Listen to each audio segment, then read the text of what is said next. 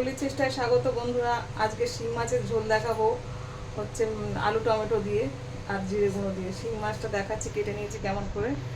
পেয়েছেন শিং মাছ, এতে নুন হলুদ মাখাবো, দিয়ে ভাজবো। এই যে হলুদ ছড়িয়ে দিলাম,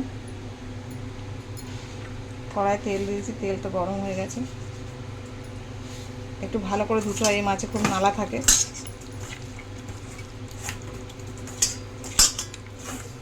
আর এই মাছ খুব ফাটে বন্ধুরা। কড়া গরম করা হয়ে গেছে, তেল কড়া গরম হয়ে গেছে। এবার আমি মাছগুলো দেবো।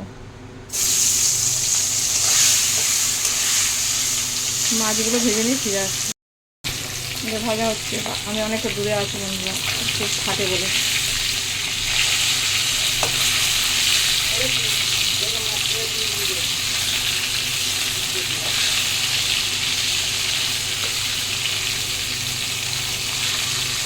এটা আমাদের পুকুরেরই মাছ।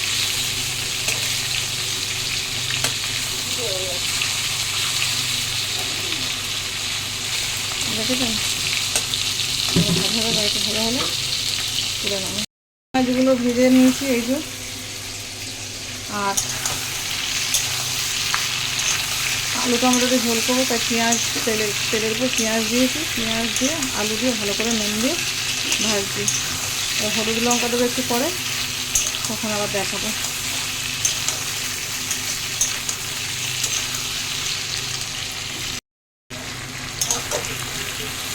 আলু টমেটো ভালো করে ভাজা হয়ে গেছে, দেখুন।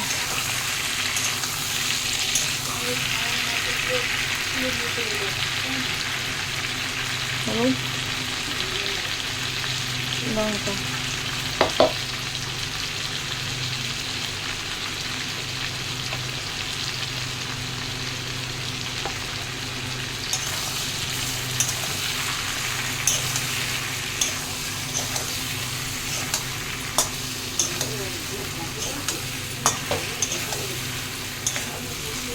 আর একটু কষি নিয়ে জল দিয়ে ফিরে আসি। এই যে মশলা কষিয়ে নিয়েছি, ঠিক এমনি করে কষতে হবে। এমনি করে আপনারা সমস্ত রকমের মাছ রান্না করতে পারেন, রুই কাতলা সব কিছু মাছ রান্না করতে পারেন। ভেটকি ভোলা। এবার আমি জল দিয়ে দেবো,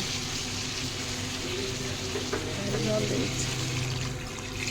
জল ফোটার একটু পরেই মাছগুলো দিয়ে দেবো, কারণ শিং মাছ বলতে দেরি হয়। তরকারি ফুটে গেছে, আর মাছগুলো দিয়ে দেবো।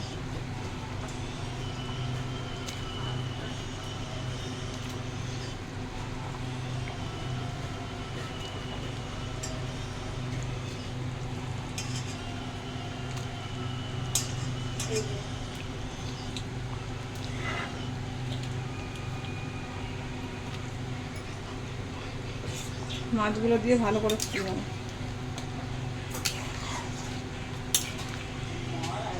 এখন ফুটতে থাকো, পরে ফিরে আসছি। দেখুন এটা টক টক করে ফুটছে, এখন মাছটা সিদ্ধ হতে টাইম লাগবে, তাই জন্য একটু বেশি জল দিয়েছি। আপনারাও তাই করবেন, কারণ নাহলে এই মাছটা শক্ত শক্ত লাগবে। এটা ফুটতে একটু সিদ্ধ হতে অনেক সময় লাগে। এটা ফুটুক।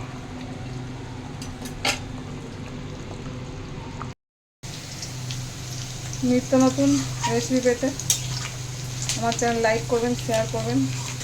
দেখলেন তো কত সুন্দর করে শিং মাছের ঝোল করে দিলাম আলু টমেটো দিয়ে। কত সুন্দর দেখতে হয়েছে, খেতেও খুব সুন্দর হবে। এমনি করে রান্না করে দেখবেন একবার। অনেক ভালো থাকবেন, গরমে কেয়ার করবেন নিজেদেরকে। Tata tata tata.